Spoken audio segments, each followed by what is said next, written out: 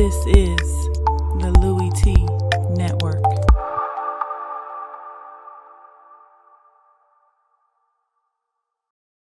I'm ready for some football. I don't know about you. Who else could it be but your man Louie? Yeah. Overtime! So we head to overtime. Who else could it be but me, your man, Louie T? Welcome to Sunday Night Football Overtime. Super Bowl 51 rematch, highly anticipated rematch of 28-3. We heard the build-up all week. We knew the storylines going into the game. We knew about the Patriots defense. We knew about the Falcons offense. Both units really struggling coming into this football game. I don't feel any different about either one of those units leaving this football game. I do, however, feel differently about one of the teams leaving this game, and we'll talk about that a little bit later on. But we knew all the storylines going into the game. We knew what to expect. Really wanted to get past that and just get to football. And once we got to football, the better team won the football game. And it's really as simple as that. And there are so many questions that we have for the Atlanta Falcons right now that they simply just don't have the answers to. And so, again, we'll talk about all of those things when we get to them. And, you know, I really get sick and tired of, the New England Patriots. When talking Patriots football, us as fans and people who have watched the Patriots for so long and really marveled at what they've been able to do during this Brady and Belichick winning B&B factory run, we have staple blanket answers that we give for the Patriots when they struggle or when they win a game. And I'm sick and tired of it. You know, when they win, oh, it's just Brady and Belichick. No, you need to give them credit for it. I used to say the same thing about Peyton Manning when he would go do something crazy like throw, 6 touchdown passes in a game, or he'd throw for, 375 and 5 touchdowns, no interceptions, and just dismantle a team that we thought was good. And we just, oh, yeah, that's Peyton Manning. No, it's greatness, bask in it, and recognize that this is something that you may never see again in life. And it's the same thing with the Patriots. But then, there's times where I hate when we kind of just all go along with the running narrative because we don't want to sound stupid because everybody else is saying it, and it's the okay thing to say if you want to fit into the crowd. Oh, it's Belichick. It's Patriots defense. It's Matt Patricia. They'll figure it out. No, bullshit. They won't figure it out. They're not good on defense. I won't go along with the narrative that the Patriots will just figure it out because it's Matt Patricia, because it's Bill Belichick, because it's the New England Patriots. They'll just figure it out. No, this is still a bad defense. But I will tell you this. If you don't have good offense, they will take advantage of that. They did that tonight. And it was impressive because I will say this defense tonight looked more like the defense that we've been accustomed to under Matt Patricia. This Patriots defense has never been dominant. Don't ever fool yourself into thinking that this was any coronation of the 2002 Bucks or the 2000 Ravens or anything of the sort. They've never been that dominant on defense where they could just go out and win ball games defensively. This has always been a bend but don't break defense. Look, we'll give up all the yards you want. You're just not getting into the end zone. Well, this season, they've been giving up points and teams have been getting into the end zone. They gave up yards tonight. The Falcons lived in the Patriots' red zone all night long. They just couldn't score. Blocked field goal, missed field goal, 4th down attempt, which we're going to talk about it when we get to the Falcons. It's just that to me right there, that sequence of downs and events that took place down at the half-yard line, to me sums up this Falcons season offensively and what Sark has been about with this Falcons football team. So we'll get to that when we get to the Falcons. But the defensive performance that we saw tonight from the Patriots reminds me a lot of what they've been in the past. I'm not ready to say that they're back, or the statement that Chris Collinsworth said at the top of the show made me throw up in my mouth. Oh, it's Matt Patricia and this Patriots defense. They'll figure it out. That's the bullshit we hear all the time. And as fans, we're supposed to just, oh yeah, it's the Patriots. Like, like little dum-dums. We just, oh yeah, it's the Patriots. Matt Patricia, they'll figure it out. No, they're not good on defense. I'm standing by that. But if you're not good on offense, they're going to look good on defense. And they look good on defense tonight because the Falcons, let's face it, they're not good on offense right now. And again, we'll talk to that. But give credit where credit is due. The Patriots aren't the Patriots that we're accustomed to. They're not going to win the Super Bowl. I'm convinced they're not going to win the Super Bowl this year. I know when I see a Super Bowl winning Patriot football team, this is not it. Now, I said that, and I'll say this as well. They're finding ways to win, and that's what good teams do. 23 in past years, in Super Bowl years, the Patriots would have put 37 on the Falcons' head tonight, and they would have won this game 37-7. I mean, they would have really embarrassed them tonight. But they're not capable of doing that because they're not the same team that we're accustomed to seeing. You could blame injuries, not having, and some of that is not having Edelman. He's such a big part of what they do. I think people really underrate what he means to this Patriots offense. But that being said, they're just not the same team. But they didn't need 37 tonight. But when has that ever mattered in the past? When has it ever mattered that they needed 30? It never stopped them before from putting up 52. I remember one year they beat my Redskins, and this was in that historic season in 2007. They beat my Redskins 52-7. It was 52-0. And Chris Cooley scored a meaningless touchdown literally with seconds left on the clock to prevent the shutout. And that never stopped them from putting points on your skull and treating you like a garbage college football team against a high-powered machine like an Alabama. That never stopped, a good college football team from putting up 67 points on some scrub team in college football, some team you've never heard of. The Patriots have never had a conscience when it comes to scoring points. But when you're not capable of doing what you were capable of doing in the past, you do what you got to do to win. That's what they did tonight. That's what they've done this season. That Buccaneers win on a Thursday night, that wasn't pretty. That wasn't Patriot-esque. But it was what a good team does in this league. Look, I don't have to be pretty and aesthetically pleasing every week. Just got to find a way to win. And that's what they did in that game. That's what they did last week versus the Jets. Even though they got a little bit of help from the officials, doesn't matter. That's what they did tonight. Look, this Patriots team, they find ways to reinvent themselves, which is really refreshing because it's hard to keep taking a stale piece of gum and making it taste fresh again.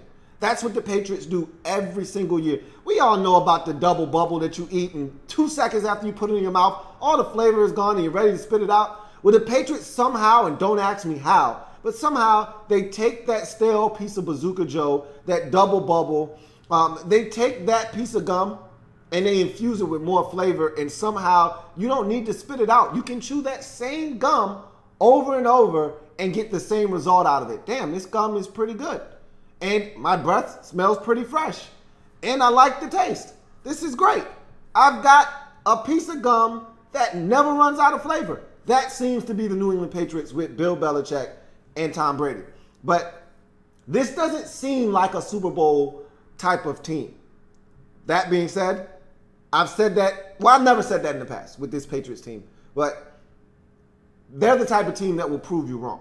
They'll go out and somehow manage to navigate their way through the AFC, get to the AFC Championship, win it, and get to the Super Bowl, and all bets are off. And once you get to the postseason, really, all bets are off, especially this year, more so than any year in the past. And to watch them do what they've done this year, I'm really impressed because I don't think their defense is any good. I don't. And I'll continue to say that all season long. And I know you look at the scoreboard tonight, you say they only gave up 7 points. What are you talking about? I know what I've seen from this team, and I know what they have on their roster, and I know what they're capable of. And this is not a good defensive team, but the fact that they're 5-2 right now, despite having a team defensively that's good enough to win ball games, hats off to what the Patriots have done. Hats off to Bill Belichick, Matt Patricia, and company. You know, they've found and invented ways to win when it hasn't been pretty nor easy this year. They should have lost maybe 2 more games on this. They should have lost to the Houston Texans. They should have lost that football game. They should have lost to the Tampa Bay Buccaneers. They should have lost, but they didn't because they're a good football team and they find ways to win. And so right now at 5-2, what's going to end up happening is this Patriots team is going to gain more and more confidence because they were shaking.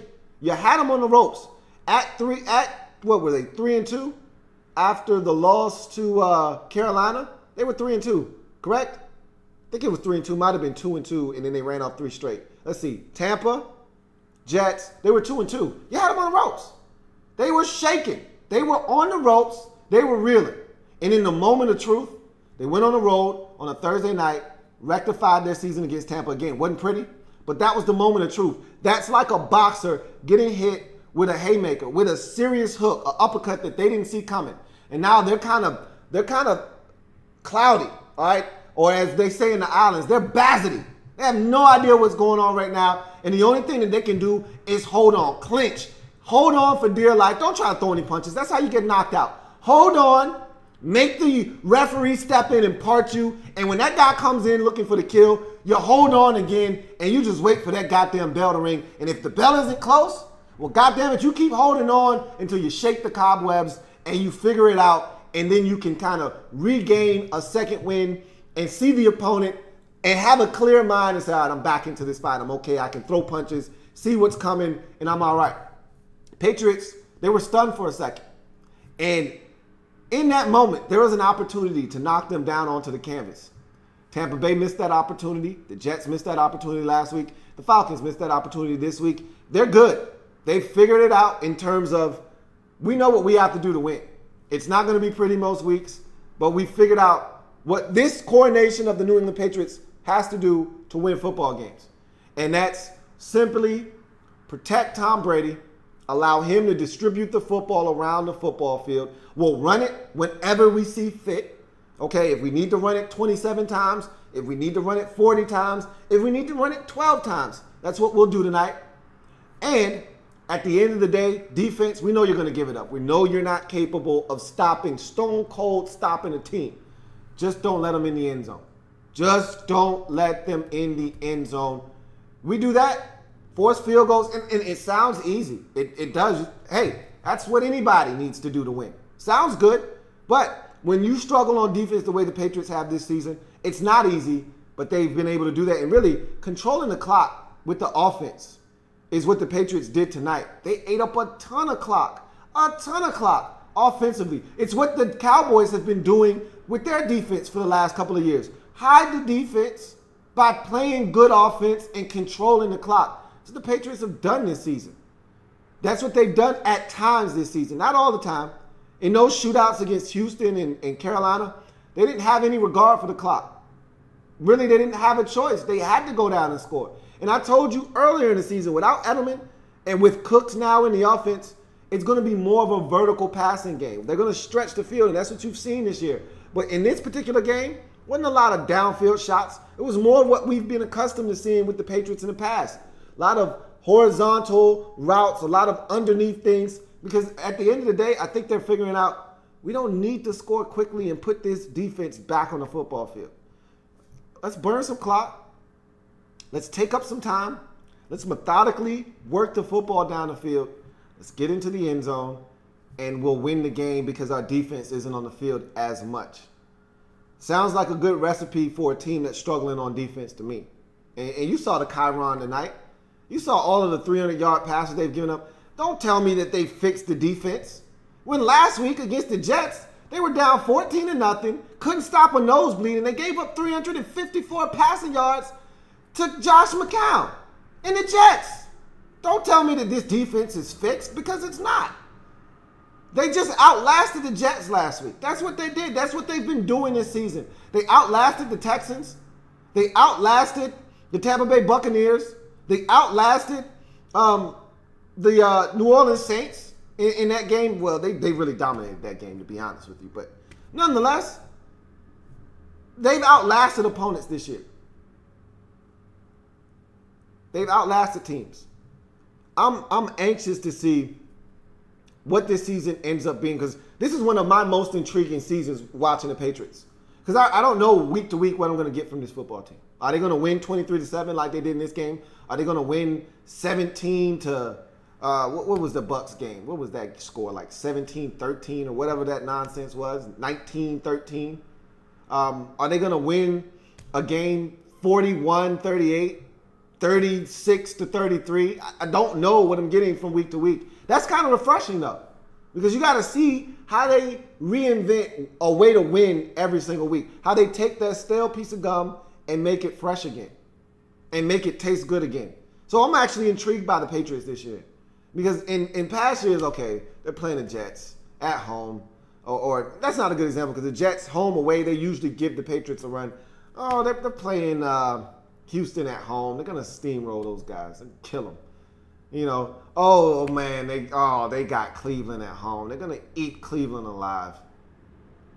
No, that's not the case this year. You don't know what the hell you're going to get out of this Patriots football team from week to week. It's actually fun to see how they figure out a way to win. And early in the year, they couldn't protect Brady. He was getting hit a ton. They've cleaned that up a little bit. You know, and that's what I said. They're doing things to figure out a way to clean up some of their deficiencies. I don't think they're going to be able to do that on defense. But tonight's performance would kind of lend itself to believing otherwise. But like I said, I've watched this team extremely close this year. I'm not buying what they're selling defensively. They can't get consistent pressure on the quarterback. Matt Ryan was off tonight. He missed some open guys. There was 2 straight throws on that first drive of the third quarter, the first drive of the second half. They marched it right down the field. And I said, this could be the start of them coming back in this game. And you know what? In my twisted, warped mind, in my twisted way of thinking, 17-0 at half, you know what I said? Wouldn't it be fitting if the Falcons spotted the Patriots 17 points and came back and beat them in this game? Erased all of the 28-3 talk with one comeback. Now, again, this is not the same magnitude of game as the Super Bowl and losing 28-3 and all of that. But to come into this game and to the second half, be down 20 or 17-0 and have a chance to score on that first possession, get 7, get back into this game, kind of put the Patriots on their heels, see what they do to respond to giving up a touchdown because that defense isn't good. This could really be a snowball effect, open up the floodgates, and now you might be able to score 28 on 4 straight possessions against this Patriots defense. And Matt Ryan overshot Julio Jones and Mohamed Sanu on 2 straight plays in the end zone, open, had a step on the defender, and just overshot him by about 2 yards. And that was Matt Ryan on the night. He wasn't accurate. He wasn't the guy that you need him to beat a team like the Patriots on the road. You need him to be sharp. He wasn't sharp tonight. And again, we'll get to that when we get to the Falcons. But in any event, this Patriots football team, and I know they're missing some guys. Stephon Gilmore didn't play for the 2nd straight week. I understand all of that. They've been struggling at full mass. They've been struggling without some of their guys. They've played better of late, honestly, without some of their guys. But it's all in who you're playing and how they're playing. And right now, the Falcons are struggling. They got the Falcons at the right time. Had this game been played week 1 or 2 or even week 3, when the Falcons were playing with just the utmost confidence, a team that looked like, hey, we were in the Super Bowl, we shouldn't have lost, and we're ready to show why we were in the Super Bowl last year and get back there and prove that we should have won this year. They look like a shell of themselves right now. And in this league, I can't stress this enough. You hear me say the same thing every single year. And to me, this is a great example of a team lacking confidence. I talk about confidence all the time. And that's what the Patriots, at 2-2, they were lacking confidence. Just a slight bit. They weren't. It's still Tom Brady. It's still Tom TBE. It's still Bill Belichick. It's still the greatest ever. So no, they weren't lacking confidence like, say, the Falcons, when they start losing, start lacking confidence. Or say the Los Angeles Chargers, who lose a game or 2 and then they start lacking confidence. You know, or the Miami Dolphins, or any team for that matter in this league, who start to lose games and they start to lose confidence in themselves. Patriots aren't quite the same animal, okay? They've been there, they've done that, they know what it takes to win in this league. So when I say they lost confidence, just a slight bit, okay? The things that they used to be able to do, you know, the cockiness that they used to have, things that they used to say, the way they used to go about their business, can't do that anymore. And they understand that. But I'll tell you this much. When it comes to the Patriots, they get it done. They find a way to get it done. They did it again tonight.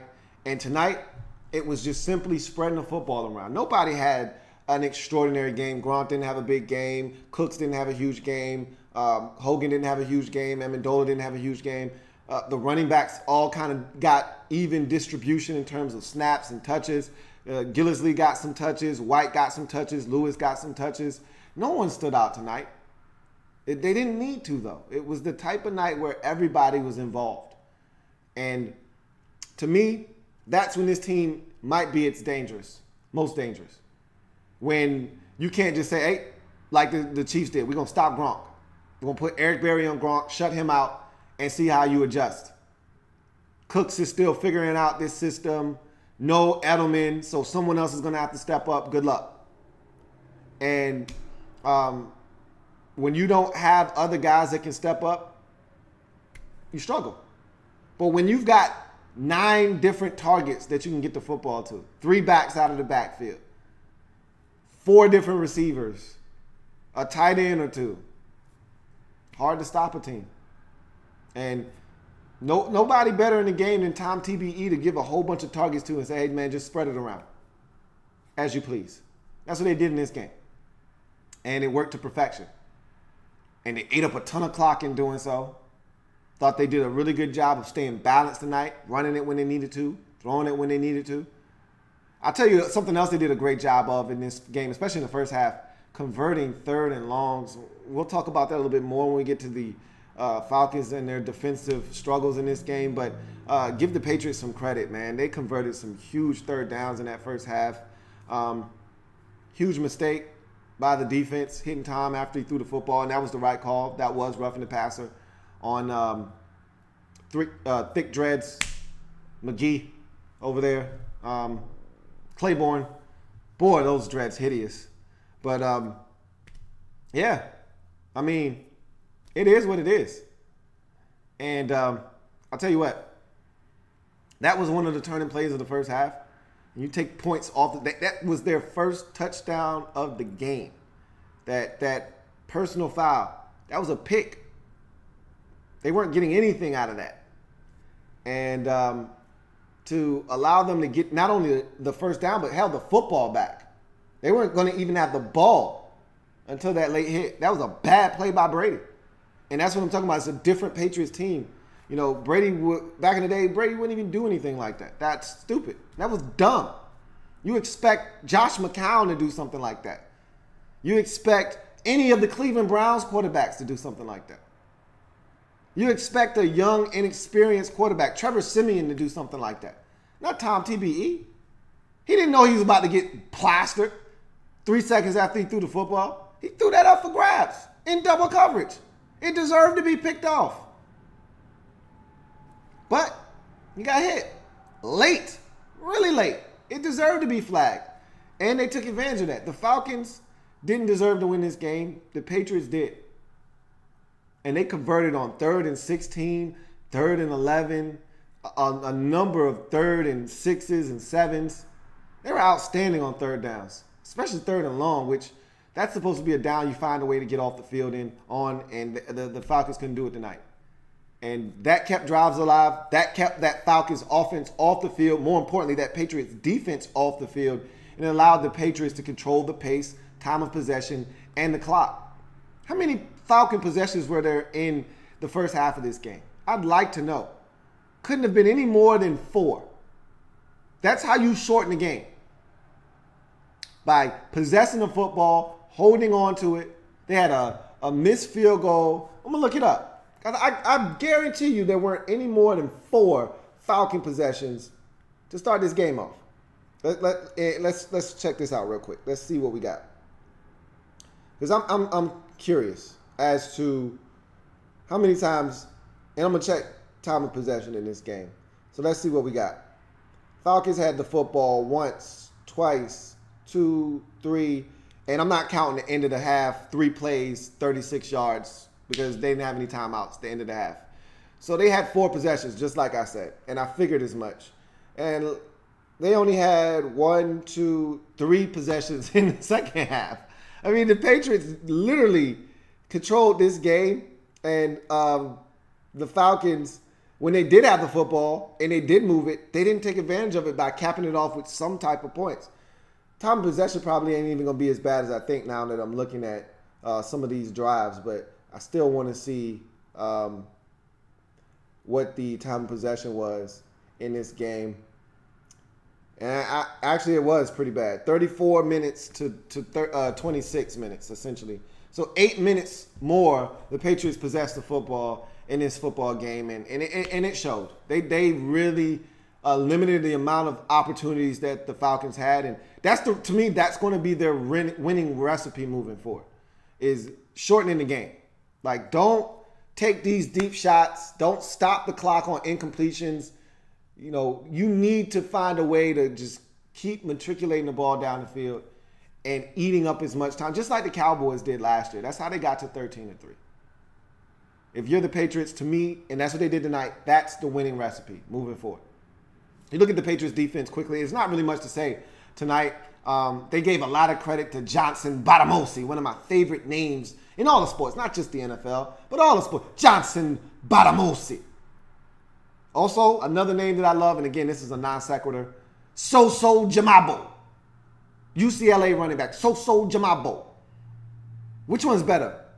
Johnson Batamosi or Soso Jamabo? I don't know. I just love saying both of them. But in any event, Batamosi, and they were giving a lot of credit to the Jones kid for playing good ball, and I thought they actually did play some good ball. But make no mistake about it. Falcons missed opportunities, some poor play calling. We'll get to the Falcons. I don't want to make it about them right now. I'm still talking about the Patriots.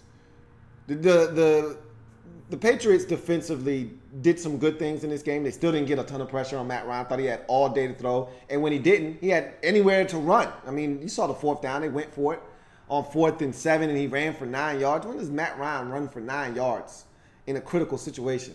I mean, this is still an unathletic front seven. I told you that. That's part of the reason you don't get a ton of pressure on the quarterback as it is. But when plays had to be made in the red zone, that's when they played their best defense, if you ask me, of the night, was when the Falcons found a way to get close to the end zone. The Patriots played their best defense. One of the best plays of the night was with, I'm trying to think of the corner that Marcus Butler's. His name not Marcus, is it? Malcolm Butler. Knocked the football away in the end zone on a 3rd down and goal play. I hated the play call, first of all, but still an excellent play. Running across the back line, Matt Ryan rolling out to his right, trying to put that football out in front. Didn't put it out in front enough, but still a magnificent play by Malcolm Butler to get his hands on it. He was looking for a pick. He wasn't looking for a knockaway. And Julio Jones had to get in there and make sure that he didn't pick it off. They got stingy when they got down by the end zone. You know, and if not for Julio Jones showing you why he's Julio with that snatch of, man, give me that shit, man. Get your hands off the goddamn football. This is a shutout, potentially, because they would have had to go for it on 4th down. He took the football away from him. But other than that, they were outstanding. I mean, they tried to run a jet sweep. Again, we're going to get to all of that nonsense a little bit later on when we get to the Falcons. But they weren't having it. This Patriots defense buckled down in the red zone. It was outstanding defense on their part. The special teams chipped in, blocked a field goal. Matt Bryan never misses. Mr. Automatic misses a chip shot field goal. It was that kind of night for the Falcons. And like I said, the Patriots did a lot of good things in this football game. And they're starting to build that confidence back up. We're going to see if they can take what they've done over the last 2 out of 3 weeks. Because I thought the defensive performance against Tampa, albeit not great, it was a solid performance. And this one, the Jets one wasn't a great defensive performance at all. But this one and that one, I think they're starting to kind of find a little bit of who they are defensively. Bend but don't break. Let's face who you are. You're not a dominant defense. You're not going to get after the other team's quarterback consistently. You're a bend but don't break defense. Just find a way to keep the other team by hook or by crook. I don't care if they drop the football. I don't care if you get a deflection. I don't care how it happens, if the quarterback is just erring and misfiring. Don't care how it happens. Just find a way to keep teams out of the end zone. Last week, It was a bad call by the officials by most accounts, including my own. But you found a way to keep the Jets out of the end zone when they needed a touchdown. Down 10, you found a way to keep them out of the end zone. I thought it was a touchdown still, but you found a way to keep them out of the end zone. That's what you got to do. Just keep teams out of the damn end zone. You'll be just fine because Tom TBE and company are going to find a way to get it done. And you did it again tonight. Special teams chipped in with a blocked field goal, and you get the win. And this was another dominant performance on a Sunday night. Last week, the Giants were dominant on Sunday night. This week, the Patriots. In similar fashion. Last week, it was 23-10. Tonight, 23-7. Another dominant performance. This time, the Patriots turning in the dominant performance as they just absolutely steamroll. Call it what it is. The score may not indicate steamroll, but if you watch this game, after the Falcons came out in the second half and were unable to score on that first possession when Matt Bryant missed the field goal, tell me you thought that this game ever had a chance of being close again after that missed field goal. I never once thought in my mind. After that failed field goal, when I said, look, first of all, you need a touchdown, and Matt Bryant missed two receivers who had a step on a defender, overshot both of them. Then you got to settle for the field goal. I said, okay, they need to make this, cut it to a 2-score game and see what you got after that. He missed. And after that, never thought they had a shot in this game. Never. Dominant performance by the Patriots. They're now 5-2 on the season after this 23-7 victory. And it just amazes me how they, like I said, reinvent ways to win. And that's why Belichick is the best. That's why Brady is the best. That's why the Patriots are the best. You get to the Falcons in this game, and their disappointing 3-game slide continues. And you look at this football team, and I've been talking to Falcons fans, and they don't have an answer. They don't know what the hell's going on. I can tell you from afar what the problem seems to be. I'll be anxious to hear what Falcons fans have to say. Let's start on the offense because that's what this team is. They're an offensive football team, and it's a shame because right when, and I feel the same way about the Chiefs, you know, the defense has been good for so long, and right when the offense finally catches up to the defense is now falling off in Kansas City. The Falcons have been good offensively for, you know, the last 2 years under Kyle Shanahan, and now the defense is finally catching up. They've been horrible, have the defense, for so long, and now they're catching up. And the defense has been bad going back to the 2012 days with Mike Smith as the head coach, when they should have won at least the NFC in that season, but they couldn't stop a nosebleed defensively in that season. The defense has been bad since then. Now they're getting their act together defensively, and now the offense is going through a little bit of a malaise. And it's just frustrating when you watch this Falcons offense from what they were a season ago to what they are now. It's really frustrating if you're a Falcons fan. And I've already told you that your offensive coordinator isn't very good and doesn't understand and I told you this back early in the season. Even when you were winning, I told you I didn't like what I was seeing because, one, the explosive play was gone out of this offense. And despite having a 50-yard touchdown to Hall last week and throwing your little screens to Gabriel and him running for 33 yards or 47 yards in a touchdown, the big play to Julio Jones is out of this offense right now because teams aren't respecting your ability to drive it down the field. And they're just saying, okay, we take Julio away. What are you going to do? What are you going to do? Throw it to one of your running backs out of the backfield? You don't do that anymore. What are you afraid of? We'll leave a linebacker on your running backs. You're not throwing those guys the ball out of the backfield. I've been saying this since day one. You have to throw the football to your running backs. That is an asset. Last year, the reason this offense was so dynamic and so damn hard to stop is because how many teams in the league actually could match up a linebacker one-on-one with either one of the Falcons' backs out of the backfield, either Coleman or Freeman?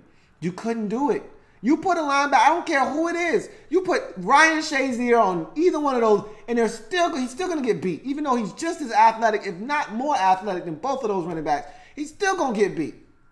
Because those guys are better. Those running backs are just better. And Matt Ryan did a phenomenal job. Kyle Shanahan did a phenomenal job of drawing up plays to isolate those running backs out of the backfield. I remember that game against Denver last year when nobody thought you were going to go on the road. Remember there was a tough stretch early in the season when everybody figured out damn, this Falcons team is for real. Remember this stretch? You had to go to Denver, and you dominated the Broncos over in Denver. And then you had Seattle after that, and everybody, and it was a tough stretch because everybody said, if you find a way to go, and I think it was like a 3-game stretch, and I can't remember the other team that was in there, and it was like, if you could find a way to go 2-1 in that stretch,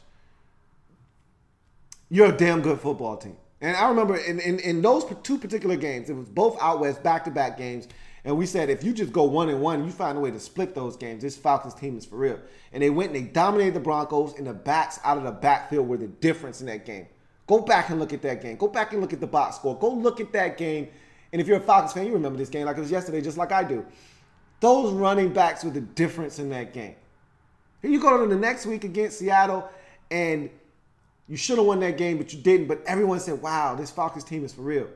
And you couldn't stop the backs out of the backfield. The run game was tough to stop. And when you weren't running it effectively, they were catching it effectively. And because of that, so much attention had to be paid to those backs. All of a sudden now, Julio Jones over the top. Taylor Gabriel over the top. Sanu working in the middle of the field. Hooper making big plays. All of a sudden, this offense had so many ways to hurt you, it wasn't even funny. Fast forward to this year, no more Kyle Shanahan.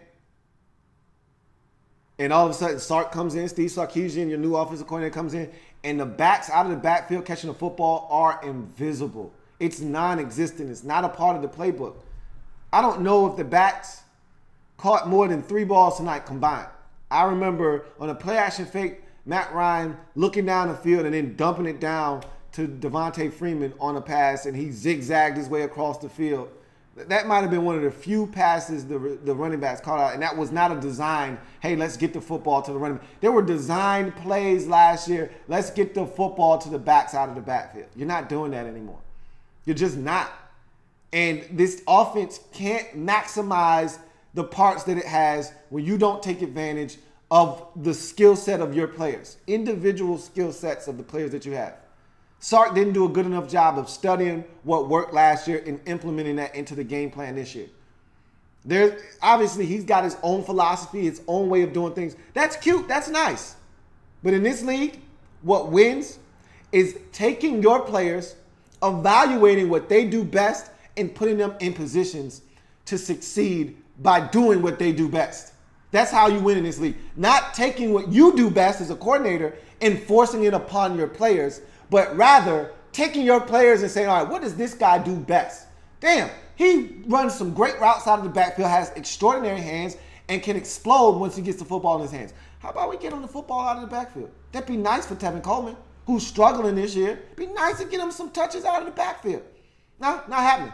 That's not what I do as a play caller. I don't throw the balls to the backs out of the backfield. So that's not what I do as a play caller. So we're going to find other ways to get them the football. Cool, okay? But if it's not effective, then you must go back to what works. That hasn't been the case this year. But what's really throw-up worthy with this football team is their inability, and this reminds me a lot of 2015 than last year's team, the inability to get the football into the end zone. That's what's scary with this Falcons team this year is they can't seem to get the football into the end zone when they get close. Last year, you couldn't keep them out of the end zone. This year, they can't get into the end zone. They got a problem. They get down there often, but they don't get in the end zone as often as you would like them to. And tonight's sequence of events, when the game was 20-0, to me, is the perfect illustration of where this team is offensively. And I told you last week that the 2 teams that were at the top of the NFC South Division at the time, Carolina and Atlanta, I said the same thing about those 2 teams. You saw it again today with both of these teams. They lack identity. They don't know who they are. They don't know who they are. And until you can establish what you are and what you stand for as a football team, you're going to continue to struggle. No sequence of events, no sequence of downs screams to me more, I don't know who I am. I don't know who I am. They're looking in the mirror and they don't know who they are. Then that sequence of events, you get Mohamed Sanu, check, 1, 2, 1, 2. Guess who? Mohamed Sanu. You get him the football. At the half-yard line. The second down throw. Second and goal. Down to the half-yard line. So now it's third and goal. First thing I'm thinking is, I watched the Saints and Packers play today. And Drew Brees had the football. And I said, you know what Drew's doing here, right? Drew's going over the top, flashing the football, pulling it back. Touchdown. I said, it's coming. Just like we all know, on 3rd and 1, 3rd and inches, Tom TBE is quarterback sneaking it. When the Saints get down that close, Drew Brees, give me that. Touchdown. I said, hey, look, man, Matt, it's time for you to either stick your head into the pile and get it over the goal line, or it's time for you to flash the leather and pull it back. One or the other. Pick. You choose. I don't give a damn. Just get it in the end zone. These boys came out and they ran a sprint right on third down. What? To me, there was only one or two calls here. Either you smashing this thing up into the end zone, or you quarterback sneaking it. But don't you dare run a sprint here at the half-yard line. Where you going? The end zone's that way, not that way. Where you going? Okay. Sprint. Sprint right. Let's go. Julio back in the end zone. Patriots weren't fooled. They were not fooled. Every receiver was plastered. Matt had to find somebody. He threw it to Julio in the back of the end zone. And Malcolm Butler almost picked it up. Okay. 4th down. They got to run it this time, right? Yeah. End zone's that way, bruh. Not that way. So you're going to run a jet sweep. So you at the half-yard line. And you're going to run a jet sweep. Where they do that at, bruh? Where? I've seen jet sweeps from the 2. I've seen jet sweeps from the 4, 5. The half-yard line? What? What? You think that's a good idea? You need to wash your face and get your mind right. Damn. You have that little confidence in either Devontae Freeman or Tevin Coleman to slam it up in there that you're going to run a jet sweep? So you're going to take the football out of one of your better players' hands and give it to who? You got me. Hands up. You got me. I don't know. I don't know what to make of this offense right now. They don't know what to make of themselves right now. They're lost. They have no confidence. They have no confidence in the plays that are being called. They have no confidence in the guy that's calling the plays. They don't have no confidence in going out and executing the plays. This team is lost right now, offensively. And for a team that relies on their offense, you can't be lost offensively, or you're going to lose football games. This team is lost. You know who isn't lost right now on offense? The New Orleans Saints. That's why they lead in this division. Who would have thought after the first 2 weeks of the season the Saints would be at 4-2 leading the NFC South? Who saw that curveball coming? I didn't. I'd love to say that I did, but I didn't. I didn't see 4 straight for the Saints, 3 straight losses for the Falcons, Panthers up and down. But Panthers have no identity. Falcons have no identity. And you saw it again tonight. And until they fix that, until they figure out who they are offensively, they're going to struggle like they did last week in the second half, like they did tonight, like they did 2, 3, 4 weeks ago against the Bills at home. They're going to struggle. You go to the defense. I feel bad for the defense because, honestly speaking, the defense played well enough to win tonight. They did. You give up 23 points to the Patriots, you're supposed to have a shot. And there were some dumb plays in here. And you hate dumb plays taken away from good efforts by guys. You know, you put yourself in positions tonight to get off the field against Tom Brady and get a football back to your offense. And more importantly, put that Patriots defense on the field. Make them responsible. Make them have to stop your offense consistently because I don't think they can do that. Make them be accountable for their own actions. You didn't force the Patriots defense to be accountable because your defense couldn't get off the field on third down. You did a great job on first and second down early in this football game. forcing the Patriots in some 3rd and longs. And what do you want to do? Offsides on a 3rd and 16, making it 3rd and 11. Really? You going to jump offsides and give them free yards to give them a 3rd and manageable now? Matter of fact, it was 3rd and 11 and made it 3rd and 6. Brady's picking that up now. Good job. Good job. Way to go offsides and give Brady a free 5 yards that he already didn't need. 3rd and forever. 3rd and 16, you give it up. Stupid penalties. Dumb mistakes. Brady rolls out, decides he wants to throw it up for grabs in the end zone. You got an opportunity to not only force a turnover, but take points off the scoreboard. Do you know how much that stings in this league? Hell, I shouldn't have to tell you that. Last week you were losing 20-17 and the football was literally taken away from your damn receiver, knocked away, picked off. You lose the game 20-7. I don't have to tell you how bad it stings to have a scoring opportunity taken from you. I don't have to tell you that. You know, you watched it happen to you last week. So when I tell you, you got an opportunity to take a scoring opportunity away from the Patriots, you should be like, hell yeah. Damn right. Give me the rock. And Adrian Claymore had other ideas. He decided, I got a shot on Tom Brady. I'm going to take it. Okay, caveman. Go ahead, take your shot. You just took away an opportunity to take the football away on a great play by Alford. Great job. Hope you're happy with what you just did. Matter of fact, go sit down on the bench, man. Go think about it. Go reflect on what you just did. Because you just took an opportunity to take the football away. And not only that, now you just allowed them to convert on a 3rd down, a 1st down, and now they're going to go get a touchdown, which they did. That's losing football. But like I said, this defense, outside of the mistakes, actually played well enough for this team to win in this game. 23 points against the Patriots. Look, that's enough to beat the Patriots. That's enough to beat the Patriots. You would expect a good Falcons offense, which this is not what the Falcons are right now. But you would expect a good Falcons offense to be able to muster more than 23 points. But hell, everybody else was doing it against the Patriots in Foxborough. The Panthers did. Who in the hell thinks the Panthers have a good offense? Raise your hand. I don't see any damn hands out there. They went into Foxborough and they scored 33 and won.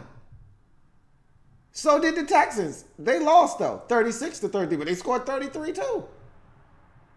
So in my mind, I'm thinking somehow, some way the Falcons are going to fix their offense tonight.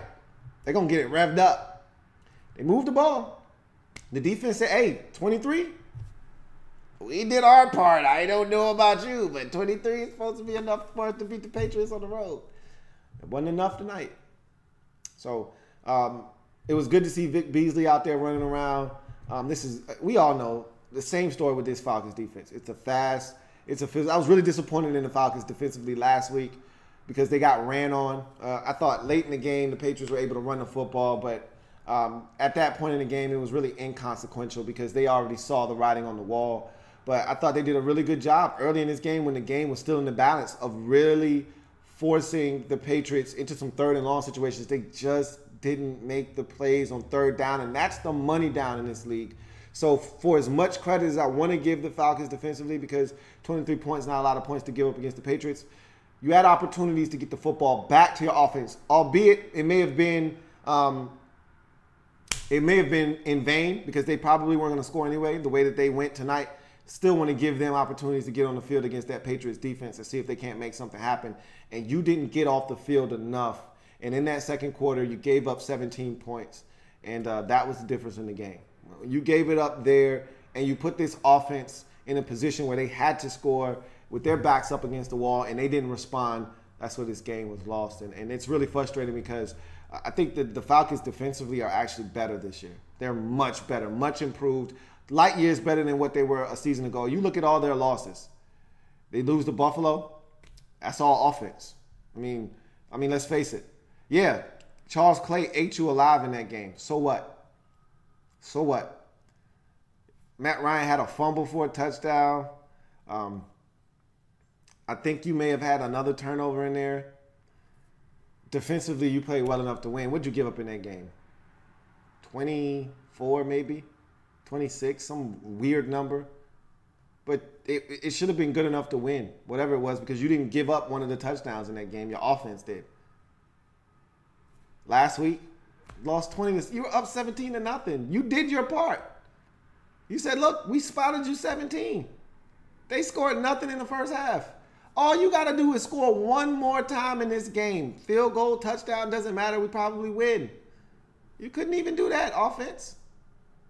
This week, first quarter, you pitched a shutout. You would have loved to have seen the offense do something. Field goal, touchdown, something. No, they get a field goal blocked. What do you want? What do you want the defense to do? Pitch a shutout? Not against Tom TBE and his crew. That's not happening. Like I said, the defense is better this year. It's just this offense is horrible. And Steve Sarkisian is not a good fit for this team right now. And I'm not one to advocate for getting rid of a guy. What are we, 7 games into the season? 6 for the Falcons team had a bye?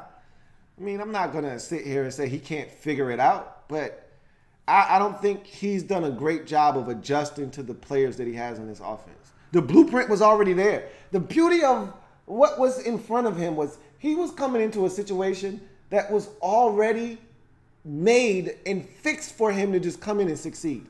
It was made for him to just come in and succeed. Don't try to reinvent the wheel.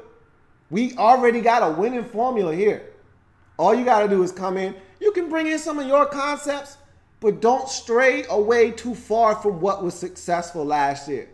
The running backs getting the football in the run game and out of the backfield, and you spreading the football around to these receivers. And when the run game starts to be effective, play action fake, take your shot down the field. Hit it big. Not happening this year. In any event, Patriots get it done 23-7. Man, I talked for way too long tonight, but this was one of those games where I just felt like there was a lot to talk about. And the Patriots win 3 in a row now, and they're now 5-2 after starting 2-2 and really having a lot of questions being asked of them. They've righted the ship. As for the Falcons, they're going in the direct opposite direction. After starting 3-0, they've lost 3 in a row. And amazingly enough, all to AFC East opponents. Can you believe that? If there's one silver lining in the cloud of 0-3 in their last 3 games, is that none of them have come against NFC opponents. So you should take a little solace in knowing that, hey, if we get into some tiebreaker situations, if we turn this thing around, all of our losses have been to AFC teams. That's the only positive thing I can say about this. It's the only positive spin I can put on this. But the AFC East isn't very good. Don't let the records fool you. The Dolphins are not a very good football team, I don't think. But you say that and you look up and the Dolphins are like 4-2. You're like, how in the hell are you 4-2? Well, they're 4-2. A Marcus Mariota-less Titans team, the Jets, the Chargers, when they can't find ways to make field goals, you find a way to win games. The Bills are a quality football team. I won't take that away from them. You should have won that game, though. So, in any event, let's get to the comments. I've been talking for way too long. Anyway, let's see what we got.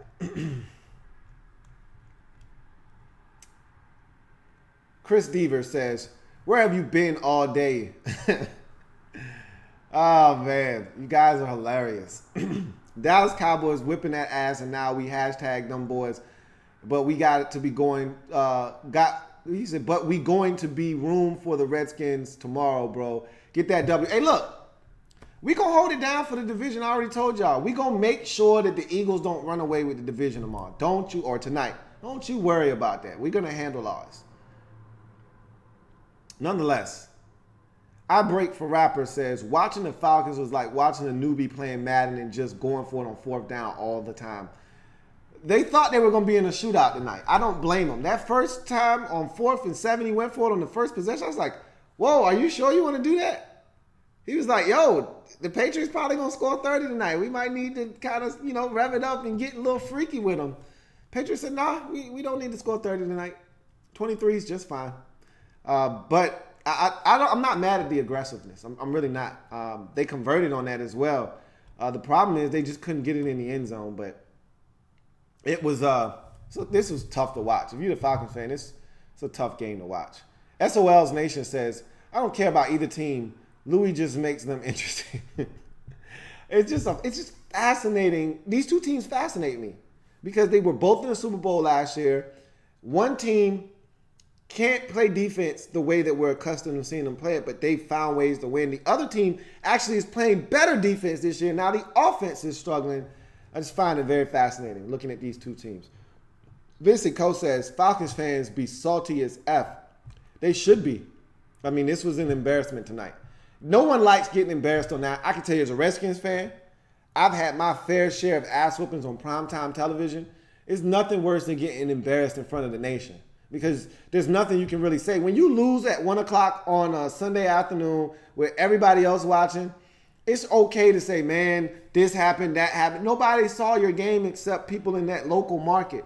So you can get away with not playing your best brand of football, but when you're on national television, you can't run from it. Everybody saw you throw up all over yourself.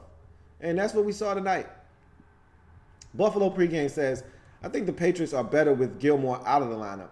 I don't believe that to be the case. I just think that they've played some teams that allowed them to look better than when Gilmore was in the lineup. I mean, you look at the teams that they started off the season against, New Orleans and Kansas City and Houston, and hell, the Carolina thing came as a surprise to me. Houston can score with the best of them. Kansas City can score with the best of them. And New Orleans can score with the best of them. Those were tough teams to play against. The whole Jets thing, and remember, Gilmore didn't play against the Jets. They got their ass lit up last week against the Jets.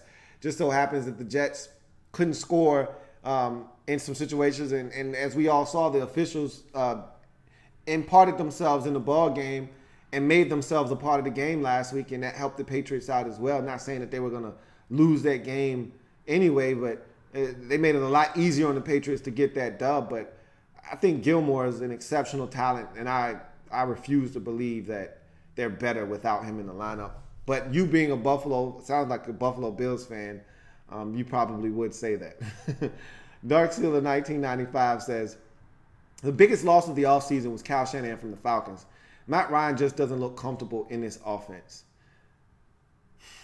I would love to disagree with you, but we weren't saying that Matt Ryan didn't look comfortable in this offense when they started 3-0.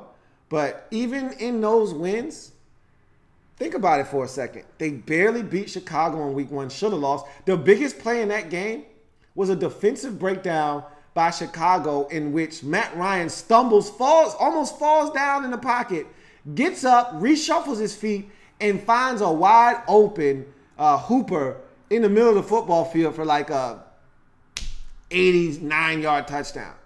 That was the biggest play of that game. And it happened by luck because Matt Ryan fell down, and I think the Bears defenders kind of relaxed on the play for a second, and when he got up, reshuffled the feet, and delivered it, they're like, oh man, how'd that guy, Austin Hooper, get behind us like that? And then he rumbled and stiff-armed the guy, little bro, the guy, knocked him down and got in the end zone. You go to the next week against, I want to say the second game was against Green Bay. Packers was all kinds of banged up. Same thing you could have said about the Falcons in that Bills game. When they were dominating, it seemed like at first, and then they lost a ton of players, and it affected them. It happens in this league. You got to make the adjustments. They weren't able to. Were the Packers, and they got steamrolled in that game. Then you go to the next week, and I think that week 2 game against Green Bay was the closest they've come to looking like last year's offense. Then you go to week 3 against Detroit, and they were literally a Golden Tate knee down, inches away from the goal line from losing that ball game. Matt Ryan threw like 3 picks in that game. They still found a way to win. Not all those picks are his fault. 2 of them skipped off the fingers of his receivers, but it doesn't matter. They're still picks anyway. I would love to say, no, you're not right. But you're right. Matt Ryan doesn't look all that comfortable in this offense. And it's a shame. It took him 2 seasons to get really comfortable with Kyle Shanahan. And you saw the end result when he did finally get comfortable.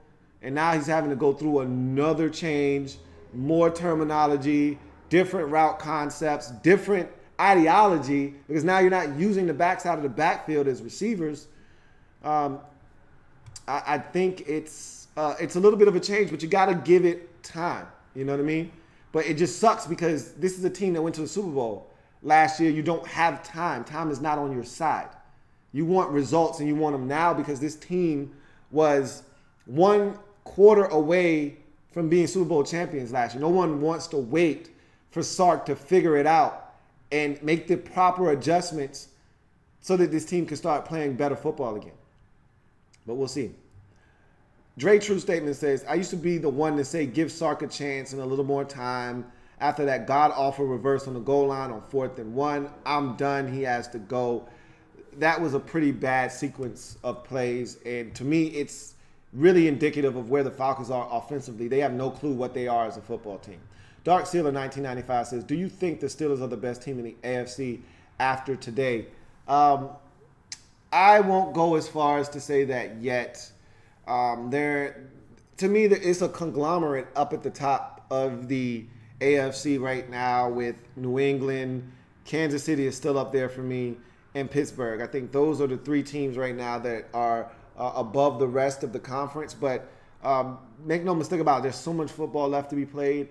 The Raiders could have a massive turnaround this season after their epic win on Thursday night.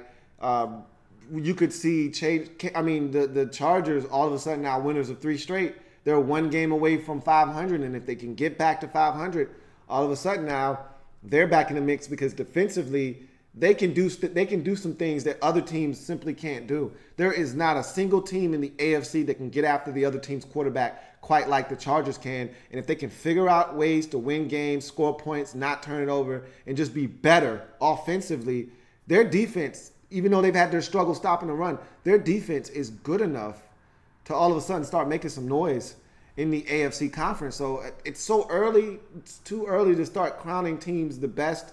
But I think there's a conglomerate right now at the top with Pittsburgh, Kansas City, and this Patriots football team for who's the best. Dre True Statement says, I just realized we just left Miami and Sark must be partying with Chris Forrester and relapse because he clearly was on something. I didn't want to go there because it crossed my mind like, hey, Sark's got a little bit of a shady past. He's done some things that's cost him some jobs in the past, and we all know about the Sark after dark whole thing. And I didn't want to go down that road, but it crossed my mind tonight when I'm watching this game. I said, Sark, are you good, man? Are you good? You sipping on a little bit of Grandpa's cough medicine over there? You good? I didn't want to go there. I'm not going to go there, but I'm not going to go there. I'm not going to go there. Archangel says, the hangover seems legit right about now, Lou. Have a good night and good luck to your Redskins. I appreciate it. I don't think it's a hangover situation. I just think that your offensive coordinator, if Kyle Shanahan were back with the Falcons right now, you guys would be 5-1, 6-0 right now. I guarantee you that. I guarantee it. BK Soldier says Foggate. It was really foggy on the field. I thought that it came from like a Patriots cannon or something. I was like, what are they doing? I thought like a halftime ceremony or something. What are they doing? It can't be that foggy after halftime. What are you guys doing? Don't light firecrackers or explosives or any of that nonsense on the field. What are you doing?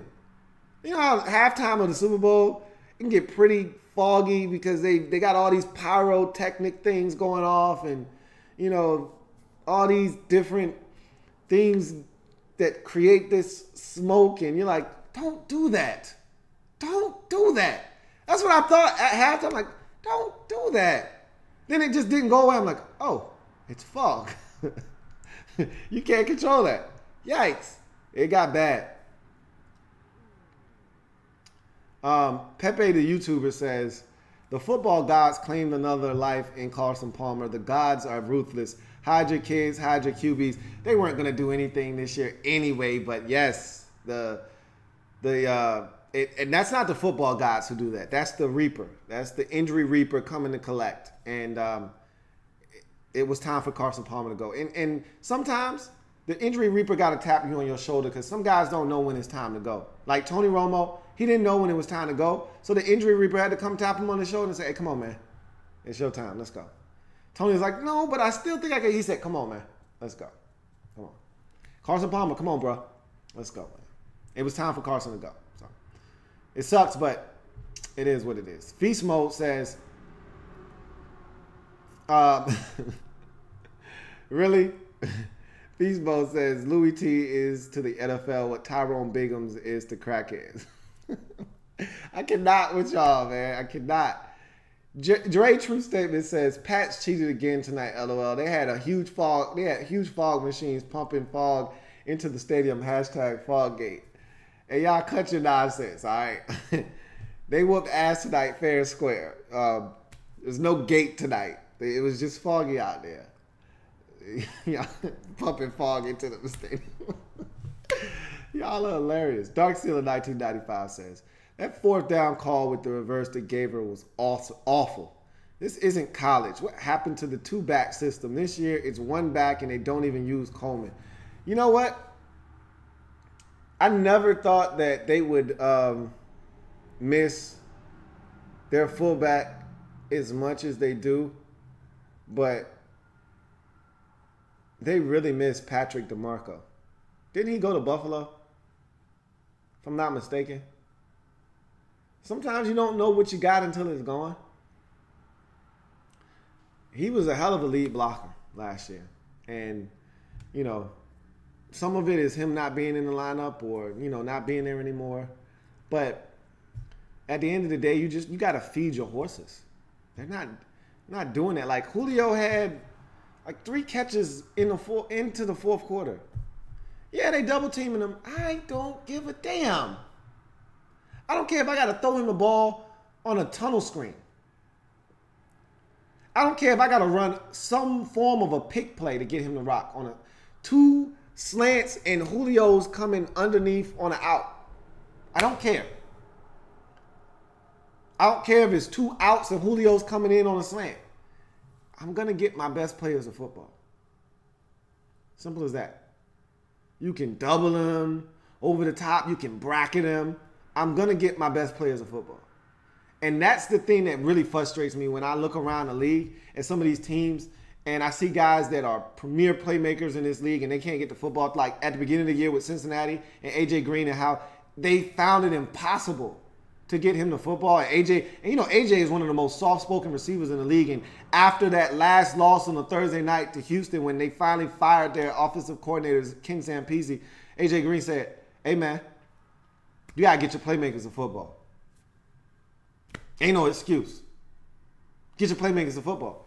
That's what this league is about. Getting your best players as many touches as possible. And I love when you can spread it around. And there's something to be said about spreading the football around and making it tough on a team to key in on one guy. But when you have a player the caliber of Julio Jones on your football team, when you have talents the likes of Devontae Freeman and Tevin Coleman on your football team, you must get them touches. It is imperative. Kyle Shanahan figured that out last year. Kyle got those guys touches last year. There weren't many games that went by where Julio didn't have 10 targets and at least 5 to 7 touches. There wasn't many games last year where the running backs out of the backfield didn't have a combined 30 touches, whether it was Coleman running it 15 times and catching another 3 passes, or it was Freeman running it 17 times and catching another 6 passes out of the backfield. Those guys got touches. They got touches. Those are your best players. They must have touches. And right now, they're not getting their best players touches. Dre True Statement says, hell, honestly, I wouldn't have been too mad if we went up big and blew up another lead than the mess that the nation witnessed tonight. Shaking my head. Hashtag Angry Bird. Yeah, you would have been pretty pissed off had y'all got out to a 23-6 lead and lost the game tonight. You know, 27-23 or 27-26. You'd have been pretty pissed off. But at least you would have felt better had you blown the lead. Hey, we can score, man. We can do this. We can play. We can do this with the best of them in this league if we just stop shooting ourselves in the foot. Tonight just looked like an inept football team. And that's usually frustrating for a fan base. Dre True Statement says, if you look it up, time of possession has been the way teams have been beating us. Even the games we almost lost. Teams wore our defense down. Offense has to put together better drives. That's the way you beat a good offense, is by keeping them off the field. Simple as that. Now, this offense right now isn't a team that you need to be afraid of offensively, but that's how you keep a good offense down, is by keeping them off the field. That's always been the way you keep teams that are very explosive from beating you up, is you keep them off the field. They can't score if they're on the sidelines. They can't get into an offensive rhythm where they haven't been on the field in 17 minutes of real time. Hard for you to get into a rhythm when you've been on the sidelines for the last 17 minutes of real time. 7 or 8 minutes of game action. That's how you make a team struggle. The Redskins have had that done to them several times this year. In the third quarter, where you just like, did we just run 6 plays in the third quarter? Yeah. You didn't have the ball at all in the third quarter. That's how you stop a good offense. Cloud says, I stopped watching this game after the second quarter. Maybe that wasn't a bad idea. If you had better things to do. You didn't miss much afterwards. It was 17-0 after the second quarter. They won the game 23-7. You didn't miss much in between. So, Cloud also says they miss Shanahan real bad. Tell me about it. The Soundwave 92 says Pat's defense really stepped up in this game compared to what the previous weeks. Matt Patricia did a good job with simplifying the playbook. They bent, but they didn't break in this game. I felt like the Falcons did have some success moving the football. They just self-destructed when they got down there. And again, give credit to the Patriots defensively for making plays in the red zone. You know, that stop at the goal line, at the half-yard line, that's all Patriots defense. Forcing them to kick a field goal early in the game and blocking it, that's all Patriots defense and special teams. You know, forcing them on that first drive of the second half where it looked like the Falcons were hell-bent on getting 7, to buckle down and force them to have to kick a chip shot field goal in which they missed. It's all Patriots defense. So you got to take your hat off to the Patriots defense, Matt Patricia and his group, for getting this team prepared to play and make the plays necessary to get the win. But I still feel like if you've got a good offense, you can move the football and score against this Patriots defense. The Soundwave 92 says, do you believe that the fog played a factor in the Falcons' disaster on offense tonight? They were throwing the ball so much tonight. Also, too many fourth down attempts from Quinn. No, I don't think the fog played a big factor. They were getting dominated in the first half. It was 17-0 in the first half. They moved the ball in the first half. They didn't score in the first half. You know, the second half was just a continuation of the first half struggles that they had. And it wasn't foggy in the first half. You know, the fog really didn't get thick and heavy until the second half of the game. So, yeah, I'd say that they threw it a ton. I agree. They could have run it more, especially when the game was still close in the first half. But, you know, that's nor here nor there. They had opportunities. They didn't take advantage. The Patriots did. The Patriots win. Blackbird Blitz says, Sark needs to go get drunk while I call the plays. Hashtag facts. I can't with you guys. Cannot do it. Cloud says, all the teams people were down on in each division are doing well this season. For example, Saints, Rams, Eagles, Redskins, Vikings, etc. I wouldn't throw the Redskins in there quite yet. You know, we got a chance to be 3-3 if we don't get it done, and the Eagles got a chance to be 6-1 running away. And so if the Redskins win, I'd put them in that discussion, absolutely. But if the Redskins don't get it done, I still think you could look at them as a team that's just kind of middle of the pack. But yes, Saints, Rams, Eagles, Vikings, absolutely. I would say all of those teams. Maybe the Vikings. People thought the Vikings would be good this year. I don't think a lot of people foresaw the injury situation at the quarterback position that they would endure throughout the course of this season. They've still been able to win. But I think you ask a lot of people before the season started, they thought the Vikings could win 10 games and threaten to make the playoffs this season. And so I think the Saints, Rams, and Eagles are good examples of that, for sure. Soundwave 92 says, do you think Dan Quinn will improve his offense by focusing on the run game? They were doing good giving the rock to Coleman and Freeman. I just think they need to have those guys touch the ball more, period. Doesn't necessarily have to be rushing the football. It could be throwing the football. Those guys need to touch the football more. They're too good and they're too big of a part of this football team to not touch it enough. And I think they need to touch it more, period. End of discussion. Brandon Sullivan says, I need your Redskins to show up tomorrow. I go 13-2 this week if they win. They're going to show up. They're going to show up. Will they show out? I don't know about that. They're going to show up. I have confidence. You know, despite all of the injuries, if you look at the Redskins on paper, we shouldn't win the game tomorrow. We're so banged up. We really are. But that being said, I have the utmost confidence in my team's ability.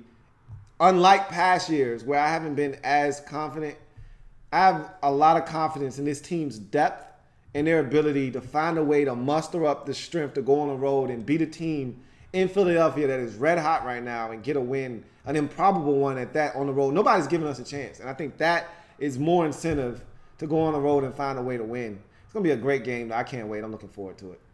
Ricky L says, green shirt for good luck for my Eagles. No, this isn't even Eagles green, so don't do that. This is more Seahawks green. Don't do that, Ricky. Don't do that.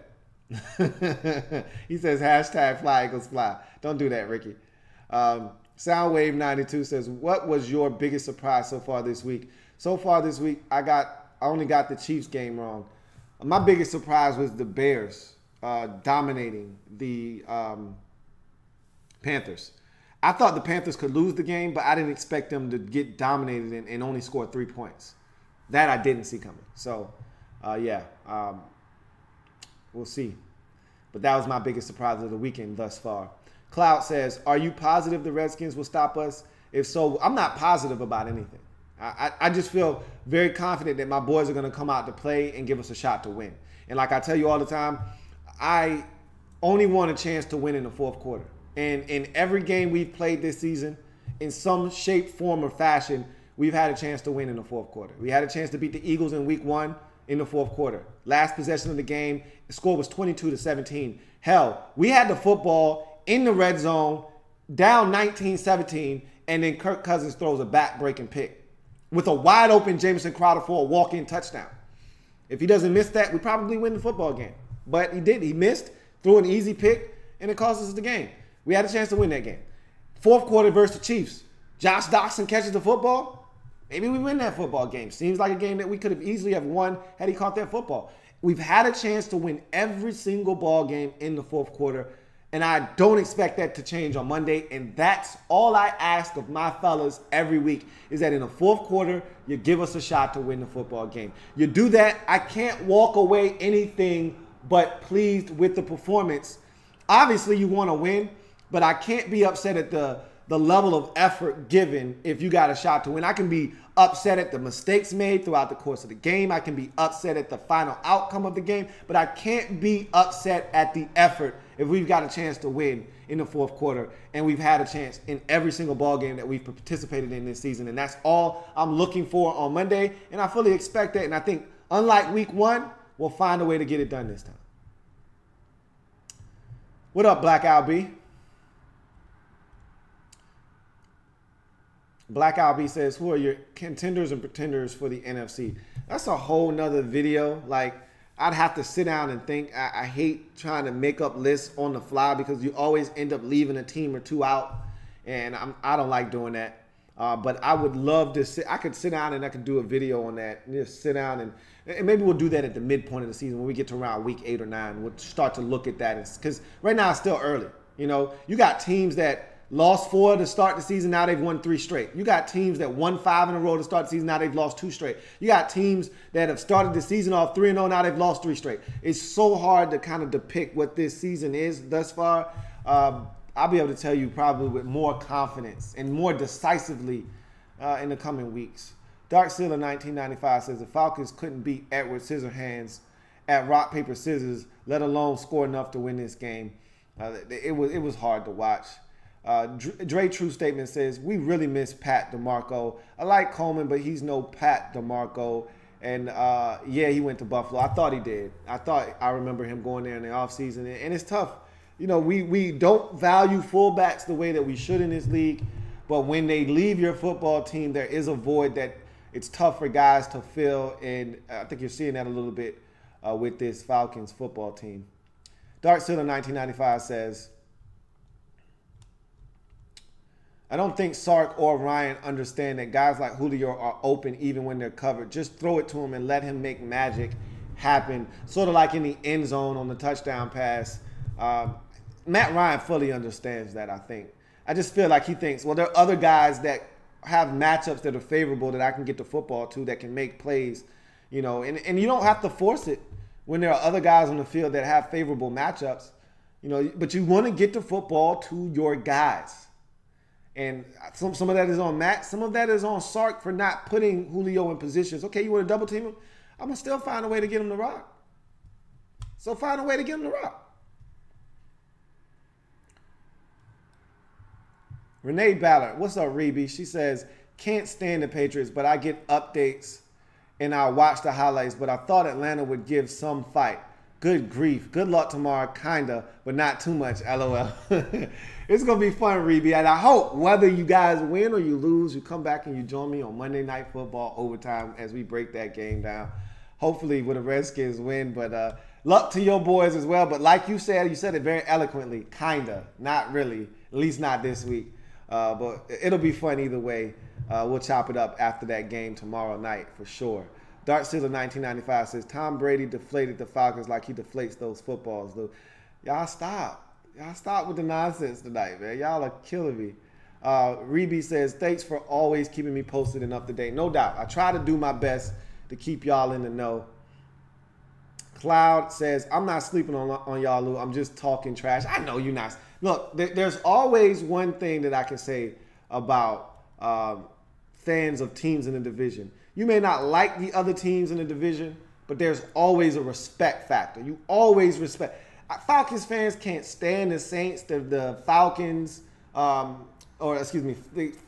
fans of the Falcons can't stand the Panthers, the Saints, the Bucks. They respect those teams, though, and they understand the threat that each team poses to their team. They understand that. But at the end of the day, it's not going to stop you from talking trash because you still don't like those teams, but you respect those teams. And so it's all love, man. It's a love-hate relationship. I got no problems with that, man. It's going to be fun on Monday night for sure. But in any event, that's going to do it for this video. Falcons just really disappointing in this game.